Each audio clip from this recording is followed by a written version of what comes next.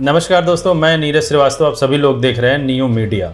RSS के सर्व संचालक मोहन भागवत जी ने एक बयान दिया था कुछ दिनों पहले मीडिया में, जो आज भी चर्चा का विषय बना हुआ है। बड़े बड़े न्यूज़ चैनल यानी कि जिनको हम so called main stream media कहते हैं, वो लोग इस बात पर बहुत ज़्यादा बहस कर रहे हैं कि आरएसएस के सर्व संचालक मोहन भागवत, फिर आरएसएस के ही प्रचारक कह लीजिए या अध्यक्ष कह लीजिए इंद्रेश कुमार, फिर एक रत्ना शारदा, इन तीनों लोगों ने एक बयान दिया। अब 1 साल से मणिपुर शांति की राह देख रहा है। उसके पहले 10 साल शांत रहा। पुराना गन कल्चर समाप्त तो हो गया ऐसा लगा, और अचानक जो कलह वहां पर उपज गया या उपजाया गया, उसकी आग में अभी तक जल रहा है, त्राही त्राही कर रहा है। कौन उस पर ध्यान देगा? जिस प्रकार ये बातें हुई, जिस प्रकार एक दूसरे को लताड़ना हुआ, जिस प्रकार प्रचार के दौरान हमारे करने से समाज में मनमुटाव बढ़ेगा, 2 गठ बटेंगे, आपस में शंका संशय उत्पन्न होगा, इसका भी ख्याल नहीं रखा गया। और विनाकारण संघ जैसे संगठनों को भी उसमें खींचा गया। टेक्नोलॉजी का सहारा करके असत्य बातें परोसी गई। जिन्होंने राम की भक्ति की पर धीरे धीरे अहंकार आ गया, उस पार्टी को सबसे बड़ी पार्टी घोषित कर दिया। और उसका और जो पूरा उसको मत मिलना चाहिए, जो शक्ति मिलनी चाहिए, वो भगवान ने अहंकार के कारण हुआ। जिन्होंने राम का विरोध किया, उनमें से किसी को भी शक्ति नहीं दी। सब मिलकर भी नंबर 1 इन्होंने नंबर 2 पर खड़े कर दिया। इसलिए प्रभु का न्याय बड़ा विचित्र नहीं है, बड़ा सत्य है, बड़ा आनंददायक है। इसलिए जिस पार्टी ने भक्ति की, अहंकार आया, उसको 241 पर रोक दिया, पर सबसे बड़ी बना दी। जिनके अंदर राम की अनास्था थी, अश्रद्धा थी, और उनको सबको मिलकर 234 पर रोक दिया। कहा तुम्हारी अनास्था का यही दंड तुम्हें है कि तुम सफल नहीं हो सकते। अब गौर कीजिए, इन तीनों बयान लगभग मिलते जुलते हैं, एक कड़ी दूसरी कड़ी को जोड़ती हुई नजर आती। ऐसा लगता है कि जैसे बहुत सोचे समझे रणनीति के तहत इस बयान को दिया गया है।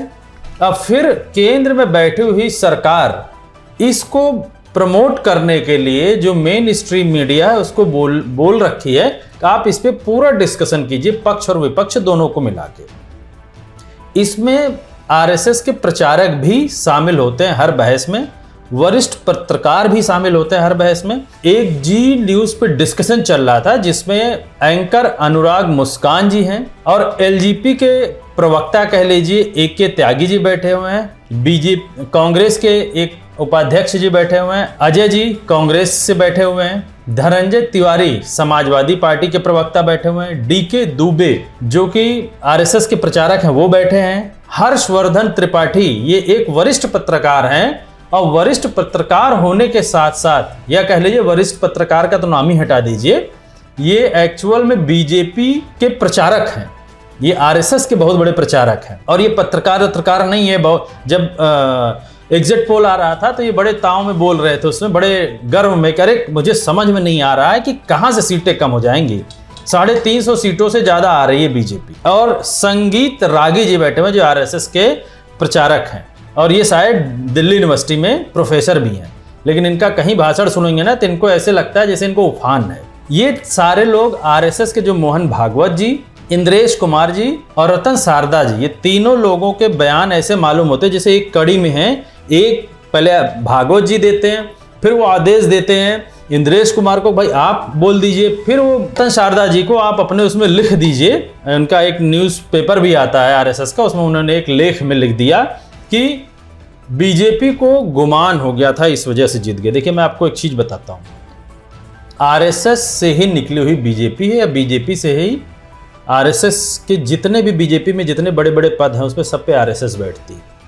और आज जो ये आरएसएस के मोहन भागवत जी बोल रहे हैं 10 साल बाद चुप्पी तोड़ रहे हैं, 10 साल बाद चुप्पी नहीं तोड़ रहे हैं। अगर यही बीजेपी आज पूर्ण बहुमत में होती तो कतई एक बात नहीं बोलते, क्योंकि पूर्ण बहुमत में नहीं है तो इनको कहीं ना कहीं जिन मुद्दों के वजह से बीजेपी आज पूर्ण बहुमत में नहीं है, उन मुद्दों को दबाना है उन मुद्दों को जनता तक ये बताना है कि देखो मैं आरएसएस के लोग भी आपके जनता के साथ हैं, इस बार गलती हो गई लेकिन अगली बार गलती नहीं होनी, अगली बार पूर्ण बहुमत में लाना है। ये एक्चुअल में इनका बेसिक इनका वो है, ये कहीं से भी बीजेपी को कोई ब्लेम नहीं कर रहे हैं, बीजेपी को कोई कुछ नहीं। 1 साल बाद इनको मणिपुर की याद आती, 1 साल बाद, पहली चीज।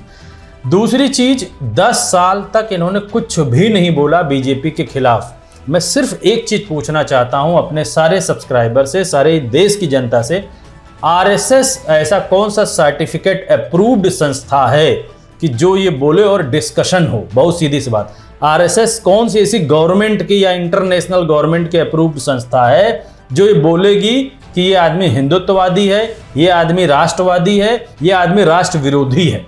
सीधी बात। सारे मुद्दे मेन स्ट्रीम मीडिया के लोग ही क्यों दिखा रहे हैं?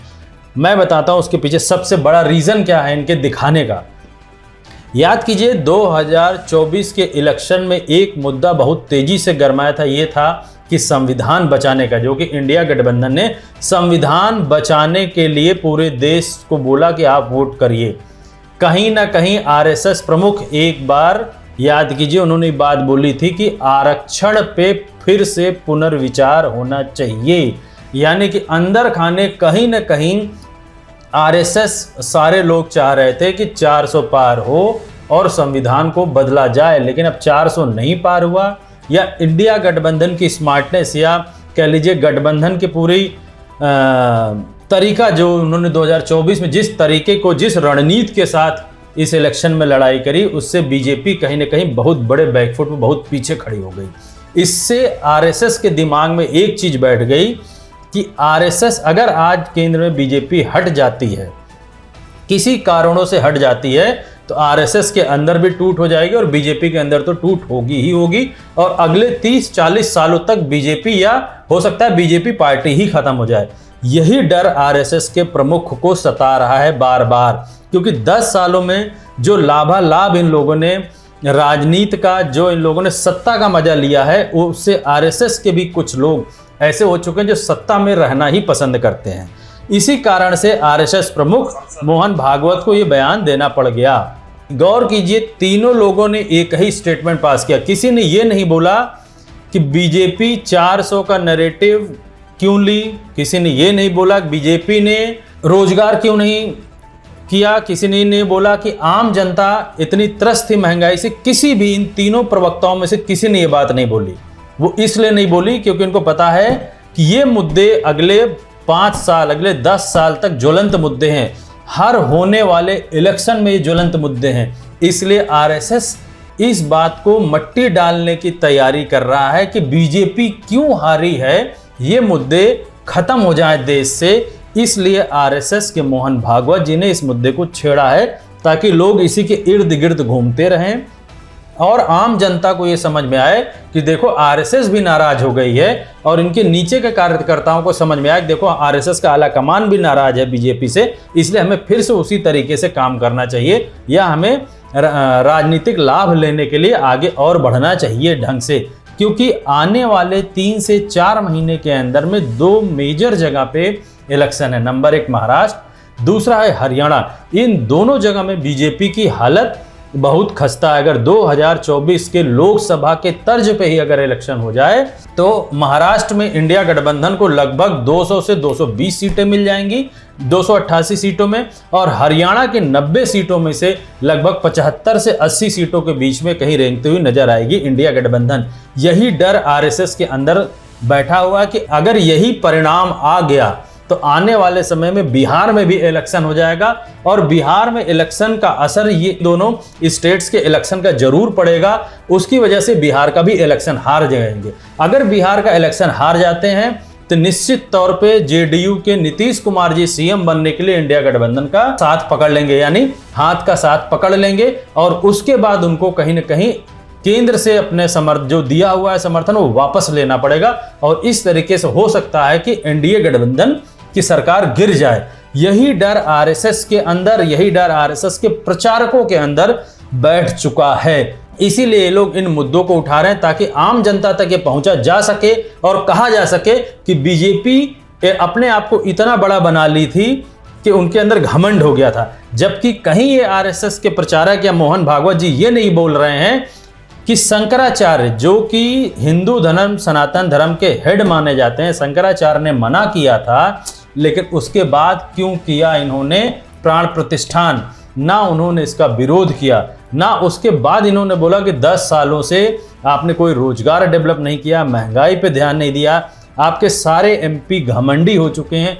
10 साल तक इन्होंने कभी नहीं बोला, लेकिन आज ये बोलने की जरूरत इनको इसीलिए पड़ रही है क्योंकि इनको पता है कि आने वाले स्टेट्स के इलेक्शन अगर ये हार जाते हैं तो बीजेपी की सरकार गिर जाएगी। इसीलिए गौर कीजिए, चाहे वो डिजिटल मीडिया हो या सोशल मीडिया पे ये चीज़ वायरल हो रही है, या इंडिया गठबंधन के लोग बहुत तेजी से ये बात रख रहे हैं कि 6 महीने से ज़्यादा सरकार नहीं चलेगी। उसके पीछे का रीज़न सिर्फ यही है, यही डर 6 महीने से ज़्यादा नहीं सरकार चलेगी, मोहन भागवत और उनकी टीम को मजबूर कर रहा है कि बीजेपी के बारे में गलत बोलें। जबकि अंदर की बात यह है कि ये बीजेपी और आरएसएस दोनों मिले हुए हैं। अब एक नए तरीके का भ्रम देश में फैलाने की कोशिश की जा रही है कि आरएसएस बीजेपी के खिलाफ बोल रही है, या आरएसएस बीजेपी के जो भी कार्य प्रणाली है उससे दुखी है या उसको सही नहीं मानती है। इसलिए आप लोग जो भी नाराजगी है आम जनता की वो दूर की जा सके, जो भी कार्यकर्ताओं के आरएसएस की नाराजगी है वो दूर की जाए। लेकिन ये चीज कहीं से सही नहीं है कि आरएसएस और बीजेपी अलग अलग घड़े हैं, ये दोनों एक ही घड़े हैं, दोनों एक ही तरीके की सोच है इनकी। कहीं भी ये बात करेंगे तो एक ही तरीके की बात ये करते हैं। मैं अपने इस मंच से सबसे पूछना चाहता हूं कि आरएसएस कौन सी ऐसी संस्था है जो किसी को सर्टिफिकेट दे सके, जो किसी के कैरेक्टर सर्टिफिकेट दे सकते। ये हमेशा कुछ ना कुछ दूसरों के बारे में बोलते हैं। ये वही संस्था है जिसने कभी भी देश की आज़ादी में शायद पार्टिसिपेट नहीं किया। अगर मैं गलत हूँगा तो मैं एक बार आरएसएस का पूरा ये निकाल के एक वीडियो में और बनाऊंगा कि इन्होंने देश की आज़ादी में कहां कहां पार्टिसिपेट किया है। आज का वीडियो यहीं तक। आप सभी लोग मेरे चैनल को सब्सक्राइब करें, ज़्यादा से ज़्यादा शेयर करें। धन्यवाद।